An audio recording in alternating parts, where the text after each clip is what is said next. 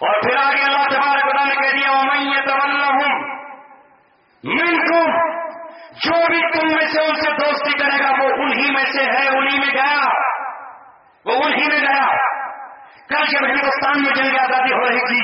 تو ہمارے علماء کرام نے، اس ہندوستان کے تمام علماء نے، تمام فرقوں، تمام مسلکوں کے علماء کرام نے، چاہے وہ کوئی بھی ہو، انگریز کے خلاف متفق اور متحدہ فیصلہ لیا تھا کہ اس کی فوج میں بھرتی ہونا حرام ہے۔ یہ کل کے لیے تھا فتویٰ، آج کے لیے نہیں ہے۔ جب ہم آپ مر جائیں گے تب دے گا کوئی فتویٰ، ہمیں تو ضرورت ہی نہیں ہے۔ کل یہ فیصلہ کیا گیا تھا کہ انگریز کی فوج میں بھرتی ہونا حرام، آج تو اس کی فوج میں جانا حرام نہیں بلکہ واجب و فرض۔ کل یہ فیصلہ لیا گیا کہ اس کا ہاتھ کا بنا ہوا کپڑا پہننا ہمارے لیے صحیح نہیں۔ اتنے زور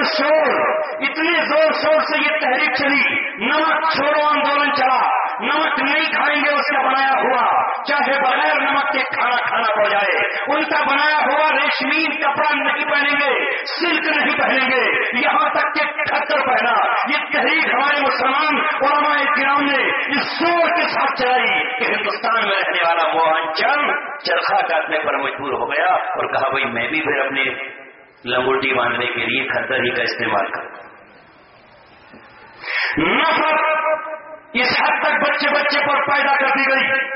کہ وہ یہاں نہیں ٹک پایا،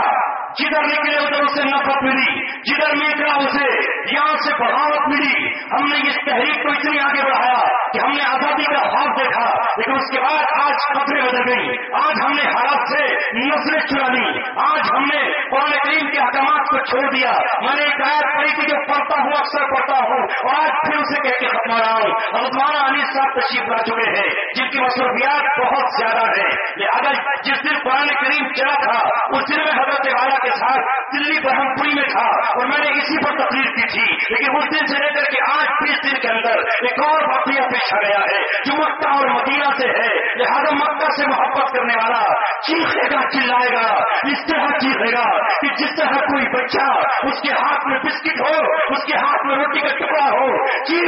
کرنے جا رہی ہو تو ماں کو آواز دے گا ماں مجھے بچا لے، میرے ٹکڑے بچا لے۔ ہم خانے کعبہ سے محبت کرتے ہیں، ہم آپ سے بھی کہیں گے کہ اللہ تبارک و تعالیٰ سے ہو کر دعائیں کرو، اللہ تعالیٰ غضب میں آ جائے اس سے پہلے کہ اللہ غصے میں آ جائے۔ ہاں ربیلیں آج بھی آئیں گی، کوئی نہیں روک سکتا ربیلوں کو، لیکن اس وقت آئیں گے ربیلیں جب 1.52 کروڑ مسلمان یا تو قتل کر دیے جائے، یا سب کے سب سولی پر چڑھا دیے جائے، یا سب کے سب طریقہ میں ٹوا دیے جائے، یا سب کے ساتھ اللہ سے بغاوت کا اعلان کرتے یہ کہے کہ مولا ہم تیرے نہیں رہے، ہم خانے کعبہ میں نماز پڑھنے کے قابل نہیں رہے، اب بیت اللہ ہمارا نہیں رہا، اب قوت خدا سے ہمیں محبت نہیں رہی، اب جنت البقیع میں سونے کی تمنا نہیں رہی، جس دن سارے مسلمان بغاوت کا اعلان کریں گے، رب اس دن یہ کہے گا اب ابیر تیرے عبد المطلب نے تک اچھا جواب دے دیا تھا کہ مجھے تو اپنے اونٹوں کی پرواہ ہے، مجھے خانے کعبہ سے کیا لینا، جس کا گھر ہے وہ جانے، آج سے امت یہ کہہ رہی ہے تو اب ابیر تیری آنکھ پہ خانے کعبہ کو بچانے کی ضرورت نہیں چاہیے۔ اور جب تک ہم یہ کہیں گے اللہ تبارک و تعالیٰ ہم تیرے ہیں تو اللہ تعالیٰ ہم سے کہے گا جاؤ بارڈر پر، جاؤ میرے کعبے کی حفاظت کرو، جاؤ تمہاری ذمہ داری ہے، تم نکلو یہ مت دیکھو کہ 3 ہے یا 313 ہے، نکل پڑو کمی کی ضرورت پیش آئے گی تو میں نے جبریل کس کے لیے بنایا ہے، میکائیل کس کے لیے بنایا ہے، میں نے طاقت و فرشتے کس کے لیے بنائے ہیں۔ وہ جبریل جب حضرت عبداللہ بن مسعود کے پاس بازو میں کھڑا ہو سکتا ہے اور حضرت عباس کے ہتھکڑی لگا سکتا ہے تو تمہارے پاس وہ فرشتہ کیوں نہیں آ سکتا؟ ماں تم کچھ بھی تلاش کرتے رہو، دنیا کو نہ جانے کس کس کی تلاش ہے، مجھے تو اس مجمع سے، مجھے تو اس مقام سے، مجھے تو اس سنبل کی سرزمین سے سید سالار مسعود قاضی رحمت اللہ علیہ کا نیزہ آج بھی انتظار کر رہا ہے، ان کا نیزہ آج بھی انتظار کر رہا ہے، ان کے نیزے کا مذاق مت اڑاؤ، ان کی روح کو تکلیف مت پہنچاؤ، ان کے جسم پر بھالے اور خنجر مت چلاؤ، اس کی روح آج بھی ہمیں پکار رہی ہے، بہرائچ میں اس کا مزار ہے، یہ تو وہاں یادگار ہے، یہ تمہارے ہے یادگار ہے، یہ سالار کیوں کہلایا، یہ قاضی کیوں کہلایا، اس کا نام مسعود کیوں ہے، وہ کس لیے ہندوستان آیا تھا، اس نے سنبھل کی تاریخ میں آگے کیا کیا تھا؟ سنبھل والوں اگر اس کے پیغام کو نہیں سمجھ پائے تو کل میدان قیامت میں اس کا ہاتھ اور آپ کا دامن ہوگا۔ ہمیں صرف میں تلاش کرتا ہوں اور مجھ جیسے پاگل اور دیوانے تلاش کر رہے ہیں پڑا کہ ان دو بیٹوں کو جو میدان بدر میں کھڑے ہو کر کچھ نہ مانگے، نہ پانی مانگے، نہ کھجور مانگے، نہ اپنے ہاتھوں میں پہننے کے لیے سونے کی چوڑیاں مانگے، نہ سر پہ دوپٹہ مانگے، ماں سے صرف یہ کہہ کے آئے کہ ماں ایک ہی ٹارگیٹ ہے، ایک ہی نشانہ ہے، ہمارا نشانہ ابو جہل ہے، ہمیں ابو لہب سے مطلب نہیں ہے، ہمیں اتبا اور شیبہ سے مطلب نہیں ہے، ہمیں جہاد کے سردار سے مطلب ہے جس کا نام میرے نبی نے جہاد کا باپ رکھا ہے، جاہلوں کے سردار کی وجہ ہے۔ افراد نے سینے سے لگایا اور یہ کہا کہ بیٹو صرف دو کام تمہیں کرنے ہیں، یا تو اس کا خاتمہ کر کے میرے پاس آؤ گے اور یا اپنا سر دے کر کے پھر میرے پاس آؤ گے، دوسری تیسری چیز میرے لیے دوبارہ نہیں ہوگی۔ اگر میرا پوت واقعی حقدار ہے تو ابو جہل یہاں سے واپس مکہ نہ جائے، اس کے باہوں پر لگے ہوئے شتر مرغ کے پر یہی اتر جائے، اس کے ساتھ جو ناچنے گانے والی طوائفیاں رنڈی آئی ہیں سونے کے شراب کے جام لے کر، وہ شراب یہی چھڑک جائے، ان کی جسموں پر پڑ جائے، یہاں سے ماتم کرتے ہوئے جائے اور مکہ میں ہمیشہ کے لیے رونے پر پابندی لگ جائے۔ وہ محبت ماس کہاں ہے؟ کہاں ہے؟ وہ دو میں جائیں، آج کے ابو جہل کی طرف لگتے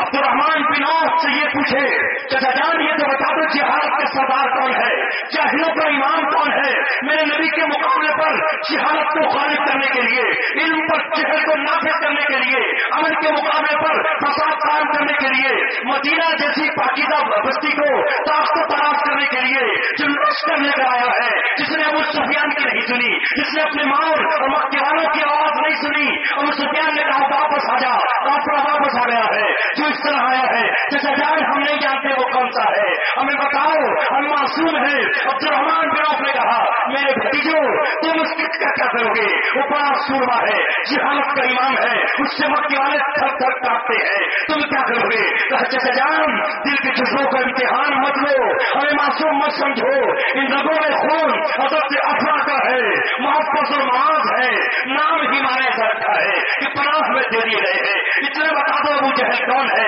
عبد الرحمان بن عوف نے کہا بھتیجو وہ ہے جو گھوڑے کو اوڑھ لگا کر کے سامنے دشمنوں کو اکسا رہا ہے، جو دائیں جانب بھاگ رہا ہے، جو بائیں جانب لپک رہا ہے، جو پیچھے کی جانب مڑ کر کہہ رہا ہے مٹا دو، لوٹ ڈالو اپنے پیروں سے، یہ ہے کہتے ہیں عبد الرحمان بن عوف، یہ سیرت میں لکھا ہے، احادیث میں لکھا ہے، اور دارالعلوم دیوبند کی سلامتی کو اللہ تبارک و تعالیٰ بقا تحفظ عطا کر دے، اس کے تعبیر نے اسے چھپا دیا ہے، لہٰذا انہوں نے عبد الرحمان بن عوف کہتے ہیں پلک چھپکنے کی ابھی زبان سے لفظ کہے ہیں کہ دونوں بچے ابو جہل کے گھوڑے کی طرف بڑھے، وہ گھوڑے پر تھا، یہ پیدل سے، وہ اپنے جسم پر لوہے لگائے ہوئے تھا، اس طرح ننگے ہاتھ اور ننگے بلند تھے، اس کی گھوڑے کی ٹانگیں کاٹی اور اس کے بعد جہالت کے سر پر ایسا وار کیا کہ جہالت دوبارہ اٹھ نہ سکی۔ اور حضرت عبداللہ بن مسعود جو امام ہے علماء کا، مفسرین کا، محدثین کا، قرآن کا مفسر ہے، اس نے آخری مرتبہ اس کو پیغام دے دیا کہ نبی کے مقابلے کوئی جہالت کبھی نہیں بنتی۔ آج بھی ہماری لڑائی انسانوں سے نہیں، جانوروں سے ہے، جاہلوں سے ہے، جہالت کے اماموں سے ہے، اور انشاءاللہ یہ نظریہ کبھی ختم نہیں ہوگا۔ دنیا اگر یہ سمجھتی ہے کہ خالد بن ولید ایک شخص کا نام تھا تو غلط سمجھتا ہے، اگر کوئی سمجھتا ہے کہ طارق بن زیاد ایک شخص کا نام ہے تو غلط ہے، دنیا یہ سمجھتی ہے کہ اگر صلاح الدین ایوبی کسی ایک آدمی کا نام ہے تو غلط ہے، صلاح الدین چلا گیا، اس کی نظریہ آج بھی باقی ہے، طارق بن زیاد دنیا سے چلا گیا لیکن آج بھی اس کے ماننے والے، اس کے نام پر کتابیں لکھنے والے آج بھی موجود ہیں، اس کی تاریخ بتانے والے آج بھی موجود ہیں۔ جب بھی کوئی جگہ پر پہنچے گا مولانا تقی عثمانی جیسا سفرنامہ لکھے گا تو اپنے قلم سے لکھ مارے گا اور یہ کہے گا یہی مقام ہے جہاں طارق بن زیاد نے اپنی کشتیاں جلائی تھی، تو آج بھی اپنی کشتیاں چلا کر عیسائیوں کی بیٹیوں کو زنا سے بچانے والے آج بھی موجود ہے اور قیامت تک موجود رہیں گے۔ جب کبھی عورتیں گرفتار ہوں گی تو محمد بن قاسم کوفہ کی سرزمین سے 17 سال کا نوجوان موجود ہے، آج بھی ہماری کتابوں میں، ہمارے نظریات میں۔ کسی ایک شخص کے خاتمے کے بعد نہ اسلام کل ختم ہوا تھا نہ آج ختم ہوا، انشاءاللہ ثم انشاءاللہ یہ مجمع، یہ حالات، یہ باتیں اللہ تعالیٰ کے فضل سے ہیں، نہ میرے اختیار میں نہ آپ کے۔ اللہ تعالیٰ مجھے اور آپ کو عمل کی توفیق عطا فرمائے۔ ایسے ہی آپ بیٹھے رہیں گے، حضرت مولانا انیس صاحب، حضرت مولانا عبدالخالق صاحب میرے استاد محترم تشریف فرما ہے، بڑی بڑی شخصیات. میں تو اپنی ضرورت سے مشکل سے اگر کہیں جانا بھی چاہوں تو نہ تو کوئی مسافر کے لیے اٹھے گا اور نہ کوئی مجھ سے گفتگو کرنے کے لیے یہاں بولے گا. سب حضرات ان حضرات کے دل کی باتوں کو سنیں تبھی جلسہ کامیاب ہوگا. آخر دعوانا الحمدللہ. ماشاء اللہ. سامعین حضرات، بڑا پرسکون ماحول ہے، حالات سازگار ہیں. یوں ہی پرسکون ماحول بنائے رکھیے گا، ذرا بھی چہل پہل محسوس نہ ہونے پائے. غزوہ خندق میں یوں مصائب و آلام کے پہاڑ توڑے جا رہے تھے. آقا صلی اللہ علیہ وسلم نے فرمایا ان العیش عیش الآخرہ فانصر الانصار والمہاجرہ. صحابہ اکرام نے یوں فرمایا نحن الذین بایعوا محمدا، نحن الذین بایعوا محمدا علی الجہاد ما بقینا ابدا. سامعین حضرات اس پر روشنی ڈال رہے تھے جن کے بارے میں یوں کہا کمریاں شاخیں صنوبر سے گریزاں بھی ہوئیں، پتیاں پھول کی جھڑ جھڑ کے پریشاں بھی ہوئیں، وہ پرانی روشیں باغ کی ویرا بھی ہوئیں، ڈالیاں پیراہنے برد سے اڑیاں بھی ہوئیں، قید موسم سے طبیعت رہی آزاد اس کی، کاش گلشن میں سمجھتا کوئی فریاد اس کی. زمانہ بڑے شوق سے سن رہا تھا، تم ہی چل دیے داستاں کہتے کہتے. سامعین حضرات،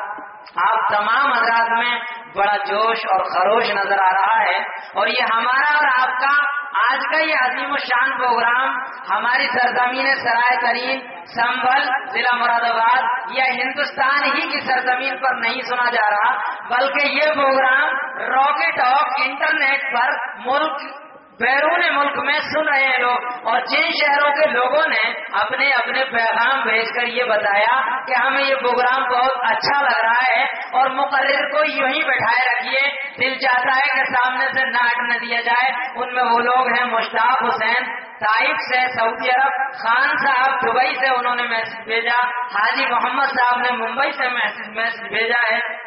واحد صاحب نے میوات ہریانہ سے میسج بھیجا ہے، رانا صاحب نے بنگلہ دیش سے، حاجی سمر چوہان نے یہ پتہ نہیں کون سی جگہ لکھی ہے باہر کسی جگہ سے میسج بھیجا ہے. اور راکٹ ٹاک والے سامعین حضرات جو سامنے ہمارے موجود ہیں تو انہی کے ذریعے سے یہ پروگرام نشر و اشاعت اس کی دور دراز تک ہو رہی ہے، ملک اور بیرون ملک تک جا رہا ہے. اور صرف اسٹیج پر بیٹھے سامعین علماء کرام ہی نہیں بلکہ تمام تحت نظر جو سامعین حضرات نظر آ رہے ہیں ان سب کی تصاویر اس پر موجود اور انٹرنیٹ پر جا رہی ہیں، جو چاہیں وہ کل کھول لیں.